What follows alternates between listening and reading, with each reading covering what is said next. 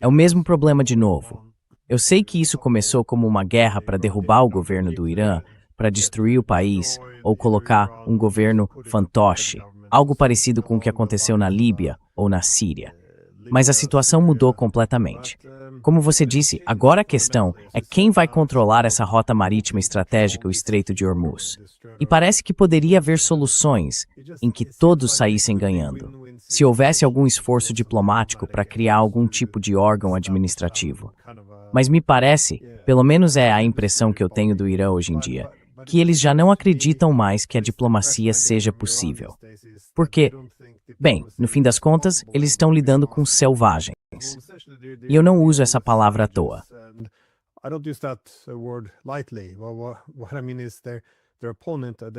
O que eu quero dizer é que o adversário deles está cometendo assassinatos em massa de civis. Eles apoiaram basicamente um genocídio cruel em Gaza. Como você disse, eles ameaçam regularmente exterminar uma nação de 93 milhões de pessoas. Isso é um comportamento extremamente radical.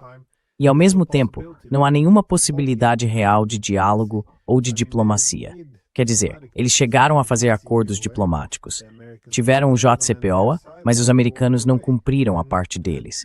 E aí eles desistiram. Depois disso, houve 2 guerras em mais ou menos 6 meses, nas quais deveriam fechar um acordo, mas na prática usaram isso para enganar os iranianos, para baixar a guarda deles e poder fazer ataques de surpresa.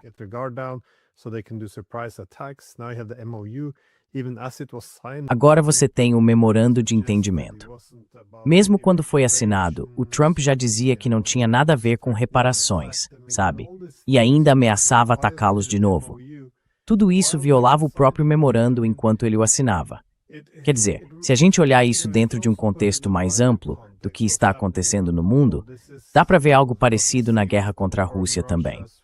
Em 2014, os europeus concordaram em formar um governo de unidade, mas poucas horas depois, simplesmente abandonaram o acordo quando derrubaram o governo. Depois assinaram o Acordo de Minsk, que na prática foi só uma forma de ganhar tempo. E agora estão falando em propor um cessar-fogo para acabar com a guerra. Eles já estão discutindo isso abertamente entre eles.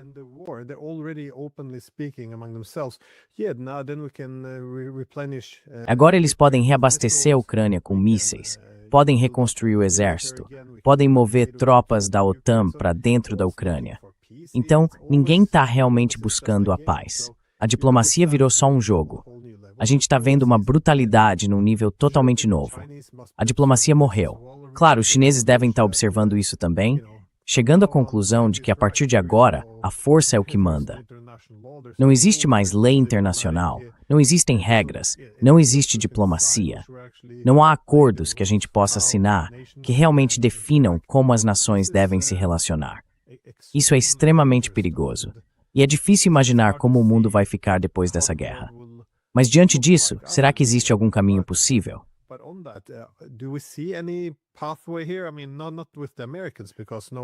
Quer dizer, não com os americanos, porque ninguém vai confiar no que eles assinam mesmo.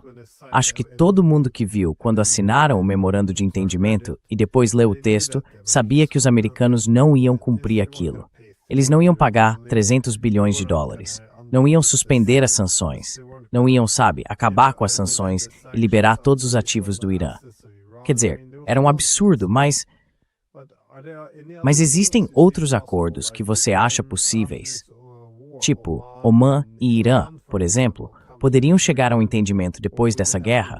Ou antes teriam que se livrar do controle dos Estados Unidos?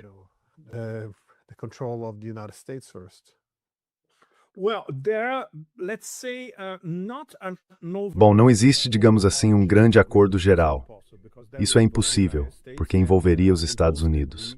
E nós dois concordamos que, como disse nosso bom amigo Sergei Lavrov, os Estados Unidos são incapazes de cumprir acordos. E eles já provaram isso várias e várias vezes. Mas na Ásia Ocidental, sim, porque ali os principais atores querem algum tipo de novo entendimento. O problema é como eles vão lidar com os americanos. Por exemplo, os paquistaneses estão envolvidos na mediação por vários motivos, mas um deles é a própria segurança deles, do sul da Ásia até a Ásia Ocidental. e também a possibilidade de se tornarem os provedores de um novo guarda-chuva de segurança para a região, por causa do pacto militar que já tem com a Arábia Saudita.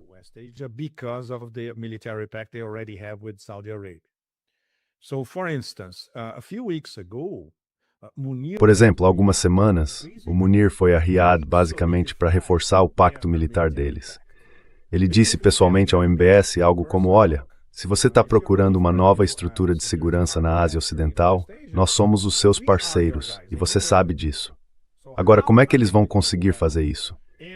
E claro, para dizer isso ao MBS, eles tiveram que avisar os iranianos antes. Primeiro, porque estavam atuando como intermediários entre os iranianos e os americanos. Segundo, porque existe uma relação muito próxima entre a alta liderança de Islamabad e de Teherã.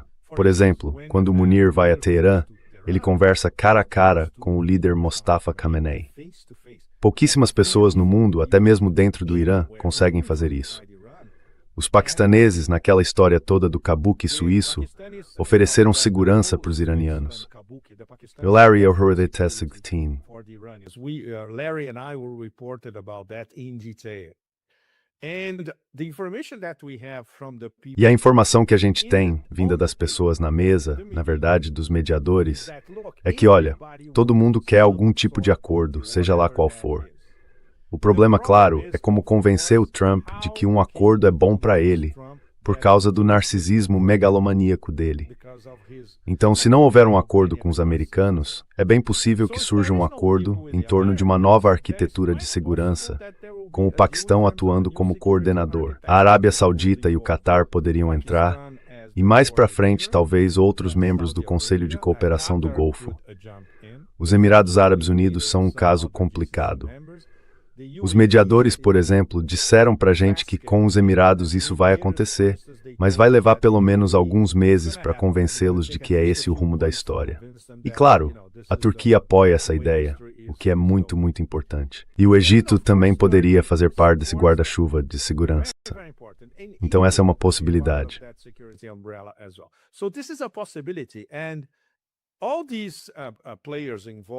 E todos esses atores envolvidos nessas negociações, é isso que eles querem. Todo mundo sabe o que isso significaria, uma nova fúria americana. Mas o que os americanos fariam? Bombardear Riad? Bem, eles poderiam. Nada está fora do campo do possível quando a gente pensa em Trump e no CENTCOM neste momento. Mas isso vai depender de como a Arábia Saudita vai se movimentar. Agora, voltando ao começo da nossa conversa, temos esse conflito entre sauditas e iemenitas. Um problema enorme, voltando à tona, bem no meio de tudo isso, que é a última coisa de que os sauditas precisam agora. E é por isso que alguns de nós achamos que isso só pode ter sido uma operação de bandeira falsa, porque vai contra os interesses da Arábia Saudita atacar o Iêmen neste momento, sabendo que o Iêmen tem os mísseis que realmente importam. Eles podem bloquear Bab al-Mandeb, atacar o oleoduto de Yanbu, bloquear o Mar Vermelho, o que você quiser.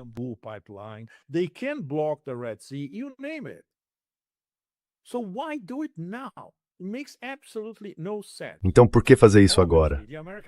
Não faz o menor sentido. Obviamente, a versão americana, que a gente vê nessas coisas do IDF e do Mossad nos Estados Unidos fingindo ser jornalismo, é que o MBS estava sob pressão do Trump, ou o contrário. Que o MBS ligou para o Trump e disse: olha, tem um problema no Iêmen, você me autoriza a bombardear o aeroporto deles? O que é completamente absurdo. Então a gente ainda não sabe a origem desse bombardeio ao aeroporto de Sanaa, porque isso vira tudo de cabeça para baixo de novo, na verdade. E ainda por cima, prejudica os interesses da Arábia Saudita. Não faz o menor sentido, certo? E levando em conta que os sauditas, desde o começo, faziam parte daquele bloco do CCG que queria algum tipo de acomodação com o Irã.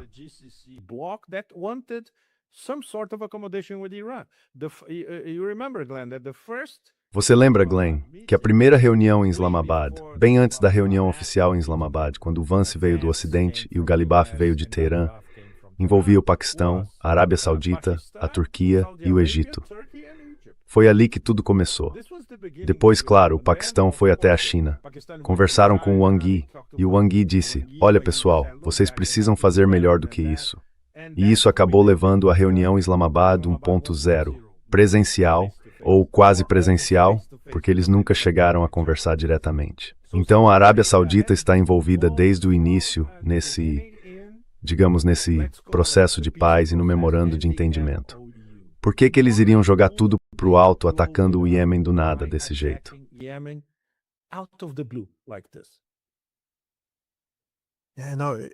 É estranho. Você tem alguma teoria sobre isso? Ou como você interpretaria isso?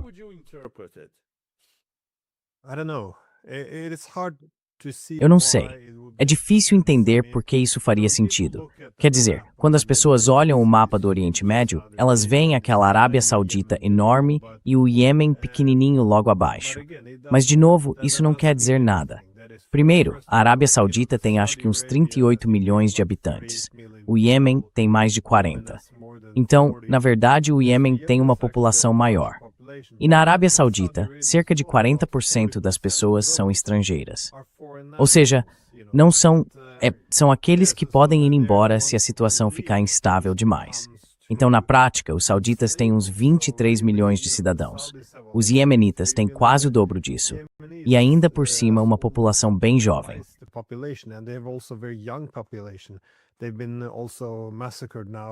Eles também vêm sendo massacrados desde o quê?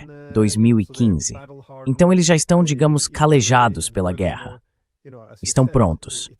E além disso, como você disse, nada disso faz sentido para a Arábia Saudita, porque todas as instalações de energia deles, ou boa parte delas, estão ao alcance dos drones do Iêmen. E eles podem fechar o Mar Vermelho. Quer dizer, se você é a Arábia Saudita, pode transitar pelo Estreito de Hormuz ou pelo Mar Vermelho. Mas, se você cria inimigos dos dois lados e fecha esses dois corredores marítimos, pode ter seus campos de energia destruídos. Pode ver as rotas que precisa para vender seu petróleo bloqueadas. Enfim, nada disso faz muito sentido.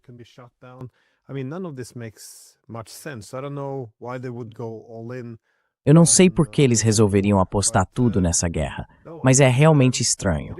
E o conflito está tomando uma dimensão muito maior. Não é mais só entre o Iêmen e a Arábia Saudita. Como eu disse, a região inteira está pegando fogo. Só nas últimas 24 horas, a gente viu ataques no Kuwait, no Catar, no Bahrein, na Jordânia.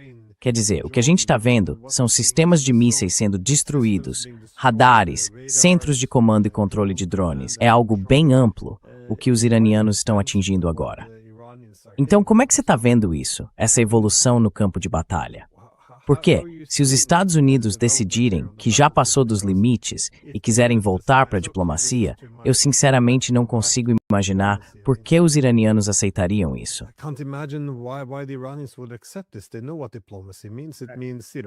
Eles sabem o que diplomacia significa. Significa que os americanos ficam enrolando. Eles voltam a construir alguns mísseis, se preparam para outro ataque. Parece que no fim das contas, os falcões no Irã estavam certos. Não vai haver paz. Qualquer tentativa de diplomacia é só uma farsa, uma forma de enganar os iranianos para que os Estados Unidos possam se reorganizar e atacar de novo, de um ponto mais vantajoso. Como você vê a possibilidade dessa guerra se espalhar?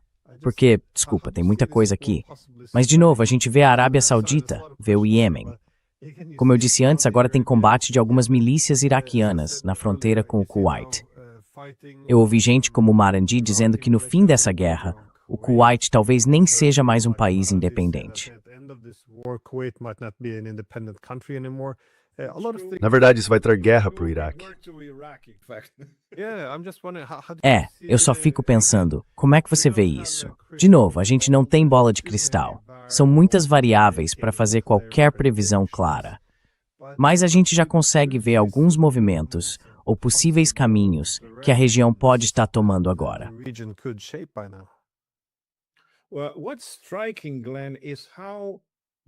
Olha, o que chama atenção, Glenn, é o quanto a alta cúpula iraniana tem sido realista. A mídia americana, mais uma vez, está cheia de distorções, dizendo que há divisão no topo. Isso é besteira. A gente pode confirmar isso com nossos amigos e fontes iranianas. Não existe essa divisão. Existem dois vetores. Um é o das negociações diplomáticas, aquele que está na mesa, onde encontramos Pezarkin, Galiba, Farakshi e outros. E, claro, o vetor da Guarda Revolucionária, que inclui tanto os antigos comandantes mais duros quanto a nova geração. O consenso entre eles gira em torno da figura de Mostafa Khamenei. E isso torna tudo ainda mais interessante, porque ele é o líder invisível.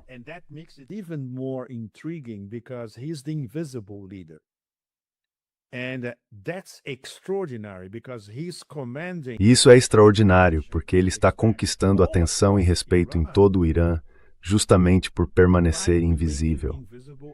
E tudo acontece só por meio de algumas declarações, comunicações internas e em poucos encontros onde a gente conversa. Tudo é analógico, cara a cara.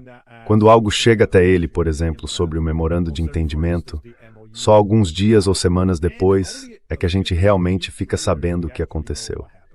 Eu tenho um ótimo exemplo disso. A gente só soube há poucos dias que, em relação ao memorando, desde o começo ele disse: "Não, eu não concordo com isso." Mas acrescentou que deixaria a decisão para o Conselho Supremo de Segurança Nacional. São 13 membros. 2 ou 3 são, digamos, reformistas ou mais liberais ou algo assim. A maioria é linha dura.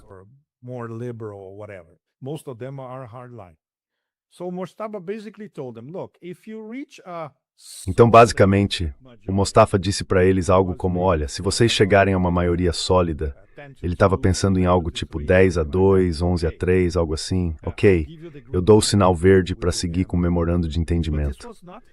Mas essa nunca foi uma decisão dele desde o começo.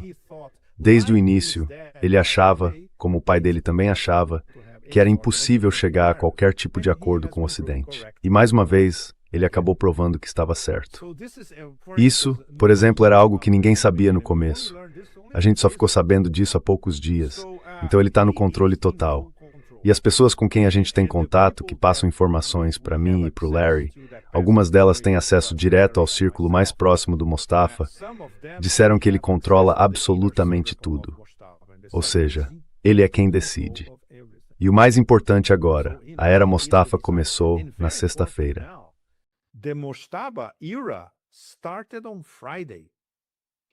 Thursday was the burial of Ayatollah Khamenei. Quinta-feira foi o enterro do Ayatollah Khamenei. Então o mandato dele, digamos assim, de fato, total, sem nem a sombra do pai por trás, começou só na sexta-feira passada. E ele vai deixar a marca dele imediatamente. E tem consenso. Esse consenso vem tanto do lado diplomático e político, quanto do lado militar, do IRGC. O que a gente ouve de pessoa acesso ao círculo mais próximo dele, e não dá para afirmar isso de forma totalmente clara, é que parece que a liderança no Irã está apostando que o Trump está tão encurralado que mais cedo ou mais tarde vai ter que voltar à mesa de negociações. Mas o Irã quer definir as condições para esse retorno às negociações.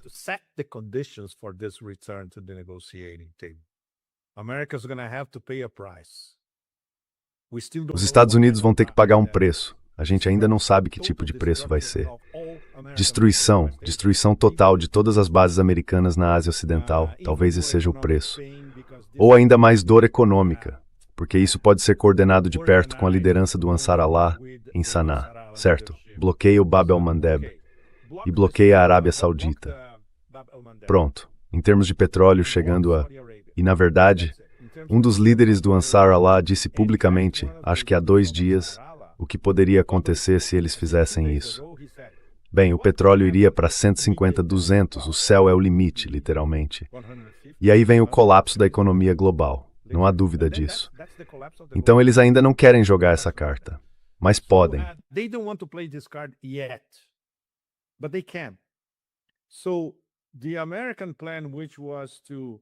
Então o plano americano, que era dividir e dominar o eixo da resistência, acabou unificando ainda mais o eixo da resistência.